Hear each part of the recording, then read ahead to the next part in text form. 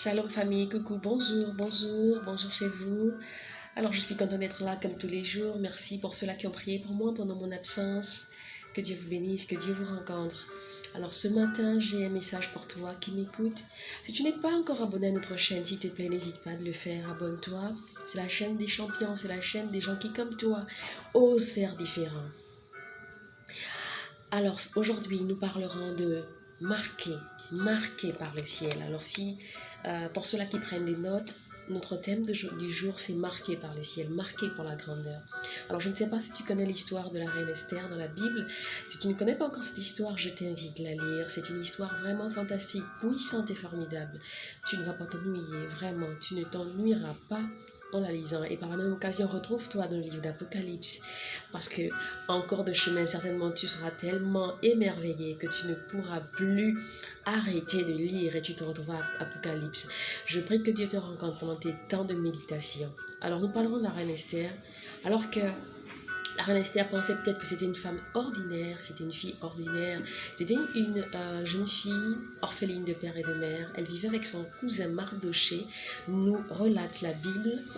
Et quelque chose se passe à une saison de sa vie. Il se passe à une saison de sa vie que dans son royaume, le roi est en train de faire un festin qui dure 6 mois.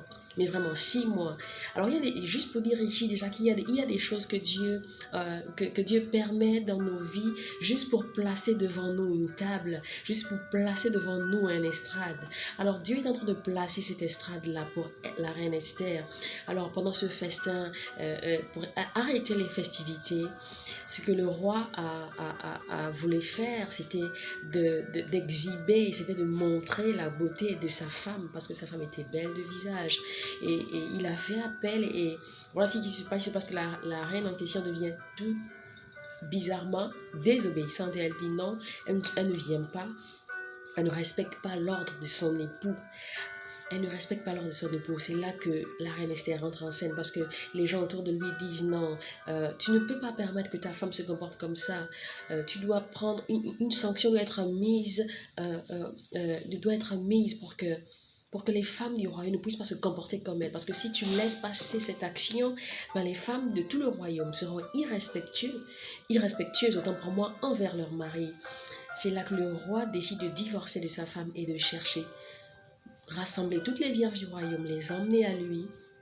Et pendant 12 mois, la Bible nous relate que Esther est en train de se préparer. Alors, c'est pas encore le tour d'Esther. Alors, pendant 12 mois, tu t'es certainement préparé. Nous sommes au 12e mois de l'année exactement. Et tu t'es peut-être préparé pendant ces 12 mois. Et tu te dis, Seigneur, tu viens par où? Je me suis préparé, j'ai semé, j'ai posé des choses, j'ai posé des actions. Je me suis mise en mouvement, je me suis mis en mouvement. Mais je ne vois rien venir. Alors, je veux te dire ici que pendant qu'Esther se prépare pendant 12 mois, certainement des femmes sont passées, d'autres femmes sont passées avant elle, oui. Mais parce que Dieu avait préparé cet endroit-là pour elle. Même quand les autres femmes sont passées, elles n'ont pas pu marquer le roi. Parce que la place qui était vacante n'était pas la place de ces femmes. C'était la place de la reine Esther. Alors c'est là qu'Esther entre en scène le 12e mois. La Bible nous relate qu'elle devint reine. Elle est devenue reine. Et j'ai envie de dire à quelqu'un que Dieu peut placer quelque chose te concernant. Dieu est en train de placer un estrade, je ne sais pas pour qui est cette parole, mais j'ai envie de te dire que Dieu est en train de placer un estrade pour toi. Dieu est en train de te favoriser, même quand tu te dis mais pourquoi Dieu permet que je passe par ce genre de situation. C'est dans cette situation-là que Dieu vient te rencontrer, c'est dans cette situation-là que Dieu va te rencontrer pour t'élever. Alors peut-être Esther pouvait se dire, oh waouh, j'étais tellement pauvre, maintenant je suis devenue riche. Non. Pendant que Esther était passée là, parce que Dieu est sagesse, Dieu savait ce qui allait se passer. Dieu savait ce qui allait se passer à l'avance, parce que Dieu connaît la fin avant même que le début n'ait commencé. La Bible déclare qu'il nous connaissait avant même qu'on ne soit conçu dans l'utérus de nos mères. Alors lorsqu'elle est passée pas pour juste changer de statut de célibataire à mariée.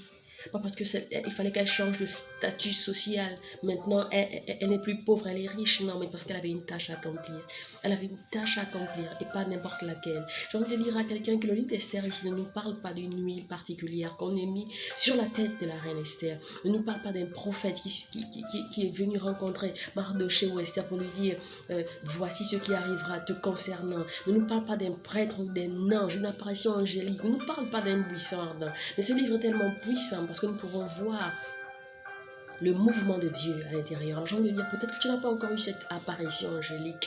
Tu entends partout, j'ai eu cette apparition angélique, j'ai parlé avec Dieu, j'ai entendu audiblement, j'ai vu, j'ai expérimenté. Peut-être que tu n'as pas encore vu ces choses. Peut-être un prophète n'est pas encore venu te parler, mais ça ne veut pas dire que tu n'es pas marqué pour le succès, tu n'es pas marqué pour la grandeur, tu n'es pas marqué par le ciel, pour ce que Dieu t'a envoyé faire sur la terre. Je vais te dire ici, que Dieu t'a envoyé sur la terre pour un but. Oui, c'est pourquoi tu ne dois pas te comparer à quiconque. C'est pourquoi même quand la bénédiction arrive dans la vie de ton frère, sois heureux, ne sois pas aigri, ne sois pas en colère, parce que toi également, tu as une mission, tu as une tâche à accomplir. Dieu te fait confiance, au-delà de là où tu te trouves en ce moment, au-delà de ce que tu es en train de faire, au-delà de tes manquements. Oui, Dieu t'a appelé, Dieu t'a investi, Dieu t'a investi de son caractère. Dieu t'a investi de son caractère. Tu ne peux pas agir autrement aussi longtemps qu'il est en toi et qu'il te guide. Alors Esther ne pouvait pas savoir que tout ce qui se passait dans sa vie, c'était simplement une estrade autant pour moi que Dieu est en train de placer pour elle.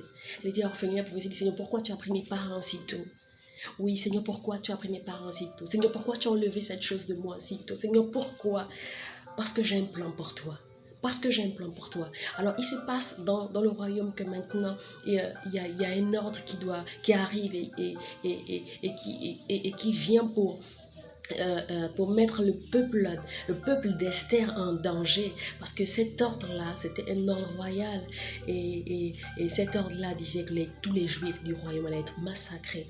Alors, tous les Juifs du royaume allaient être massacrés. Alors, j'ai envie de dire ici, je ne sais pas quelle est cette race, quelle est cette nation, quel est ce genre de personne, quelle est cette génération qui est connectée à toi. Mais j'ai envie de te dire, il y a un genre de personne qui est connectée à toi. Tout ce par quoi tu passes en ce moment, ne te dis pas que c'est pour toi. C'est le témoignage de quelqu'un d'autre. Alors, Esther, lorsqu'elle elle vient apprendre ce qui se passe par Mardoché, elle se dit humainement, mais je ne peux rien faire. Alors, Esther, chapitre 4, verset 11, nous dit ici, Esther qui répond à Mardoché parce qu'il a déjà relaté tout ce qui se passe en ce moment, tout ce qui doit arriver si elle n'intervient pas. Le chapitre 4 du verset 11 nous dit ici, tous les serviteurs du roi et le peuple des provinces du roi savent qu'il existe une loi portant peine de mort contre quiconque, homme ou femme entre chez le roi sans avoir été appelé. Celui-là a la vie sauve à qui le roi tend son sceptre d'or. Et moi, je n'ai point été appelé depuis 30 jours. Alors pendant 30 jours, ici, on n'a pas été appelé. Et il y a un ordre qui dit que lorsque tu veux, tu ne peux pas rencontrer le roi s'il ne t'a pas fait appeler. Tu ne peux pas l'appeler. Alors là, l'humanité d'Esther la rattrape. Elle se dit, Mardoché, ça fait tu me dis que notre peuple est en danger, que voici ce qui doit arriver. Mais moi d'abord, ma vie d'abord. Quelle est cette situation où tu te dis, ma vie d'abord est importante? Non, ma vie d'abord. C'est ton humanité qui te rattrape. Parce que si Jésus aurait dit également, Père, ma vie d'abord, ils ont péché contre toi, je ne sais pas pourquoi je vais mourir pour eux. Non, Jésus n'a pas dit ça. Il a dit, je vais obéir. Il a dit, je vais aller sur la croix parce qu'il a vu toi et moi à la fin de la journée. Il a vu toi et moi être réconciliés avec Dieu. Alors le verset 13 nous dit ici, et c'est Mardoché qui parle, ne t'imagine pas que tu échapperas seul d'entre tous les Juifs parce que tu es des nôtres. Parce que tu es dans la maison du roi. Nous savons que tu es des nôtres. Alors n'imagine pas que tu vas échapper à cet ordre qui dit que tous les Juifs doivent être exécutés. Alors, il dit au verset 14 ici qui m'intéresse ici, car si tu te tais maintenant, le secours et la délivrance surgiront d'autre part. Et toi et la maison de ton père, vous périrez. Et qui sait, si ce n'est pas pour un temps comme celui-ci que tu es parvenu à la royauté. Alors je ne sais pas dans quelle situation tu te trouves en ce moment. Je ne sais pas dans quel stade, dans quelle posture tu te trouves en ce moment. Mais j'ai envie de te dire ici, comme Mardoché est en train de parler à Esther, et cette phrase a bougé son cœur, parce que Esther, lorsqu'elle a entendu cette phrase, elle a changé de façon de parler, elle a changé de façon de réfléchir, elle était complètement kingdom focus. Elle s'est dit, ok, rassemble tous les Juifs. Rassemble tous les jours, pendant 3 jours. Nous allons prier, nous allons jeûner. Nous allons jeûner, nous allons ni boire, ni manger. Pendant ces 3 jours. Et après ces 3 jours, j'irai me présenter devant le roi. Et si je dois périr, bien que je périsse. Quelle est cette situation que tu dois laisser tomber? Quelle est cette situation? Pourquoi Esther l'a fait? Parce que son cœur a été rempli de compassion. Elle s'est dit, ce peuple ne peut pas mourir pour moi, à cause de moi. Peut-être Mardochée a raison. Et là, Mardochée parlait, c'était la sagesse divine qui l'a saisi à cet instant pour bouger le corps d'Esther, pour bouger l'appel d'Esther. Parce que là où est ton cœur, là également est ton appel. Alors ça a bougé le cœur d'Esther. Elle a dit ok, elle a changé de façon de réfléchir. Elle a dit si je dois périr, mais que je périsse, je dois être ce sacrifice-là pour que ce peuple-là soit sauvé, mais que je sois ce sacrifice-là pour la gloire de Dieu. Dieu a envie de t'utiliser puissamment. Donc te dire ici que le don que Dieu a mis en toi, ce don que Dieu a mis en toi, c'est la vie ou la mort pour une génération, c'est la vie ou la mort pour un genre de personne, c'est la vie ou la mort pour quelqu'un. Si tu te tais maintenant, assurément, la délivrance pourrait venir de quelqu'un d'autre. La délivrance pourrait venir d'autre part. Mais toi et la maison de ton père, vous périrez certainement. Alors, il y a des situations qui requièrent notre voix. Je vais te dire ici, ne te tais pas. Ne te tais pas, ouvre ta bouche et parle. Une bouche fermée est une destinée fermée. Une bouche fermée est une destinée fermée. Tu ne peux pas rester.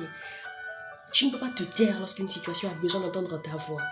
Ouvre ta bouche et parle. Emmène à l'existence. Crée. Tu as besoin d'ouvrir ta bouche parce que ce que Dieu a mis en toi, c'est la vie ou la mort. Mais toi, choisis la vie.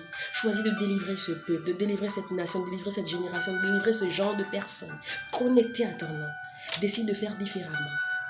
Décide de faire différemment. Alors Esther a décidé de faire différemment parce qu'à cet instant, elle a porté le manteau de la compassion. Elle s'est dit non, ils ne peuvent pas mourir à cause de moi. Ce peuple ne peut pas mourir à cause de toi, à cause de moi. Cette génération ne peut pas périr à cause de moi parce que je me tais simplement, parce que j'ai peur pour ma vie. Or ma vie dépend de Dieu. Or ma vie est un don de Dieu. Je ne sais pas dans quelle posture tu te trouves, mais j'ai envie de te dire que tu es qualifié. Oui, tu es qualifié pour ouvrir ta bouche et parler. Que tu sois dans une situation de péché, que tu sois dans une situation de quoi que ce soit. Tu es qualifié pour parler. Ne te dis pas, j'ai des manquements, je ne connais pas les versets, je ne connais pas la Genèse et l'Apocalypse. Non. Dieu a besoin de toi et Dieu n'a pas fait d'erreur en te choisissant pour cette tâche, pour accomplir cette tâche. Dieu n'a pas fait d'erreur, non. Dieu a choisi Moïse, sachant que Moïse était bègue. Il a choisi Moïse.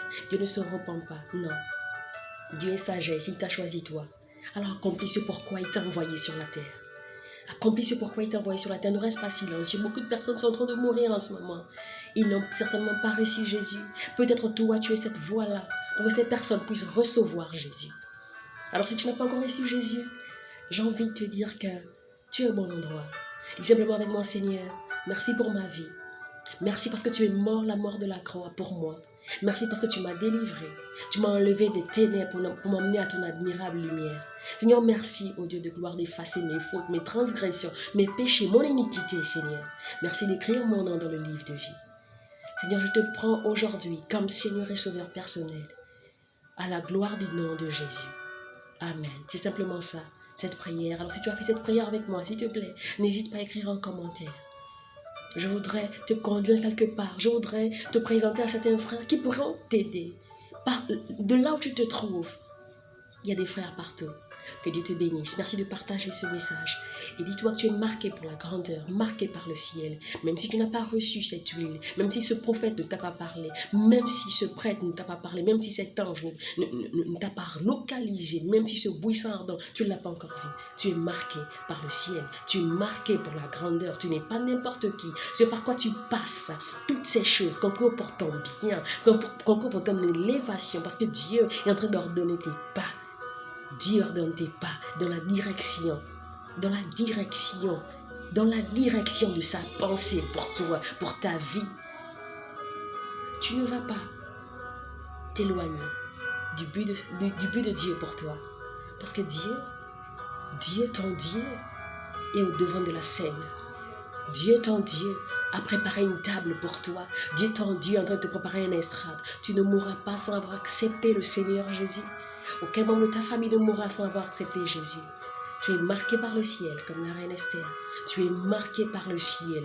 Tu es marqué par le ciel aussi longtemps que, même quand tes poches sont vides, souviens-toi de ça. Je suis marqué par le ciel. S'il te plaît, écris-moi ça en commentaire. Je suis marqué par le ciel. Je suis marqué par la grandeur. Je suis marqué par le ciel. Je n'ai pas d'argent, ce n'est pas un facteur. Que le plan de Dieu pour ma vie ne s'accomplira pas. Le plan de Dieu pour ta vie s'accomplira. Amen.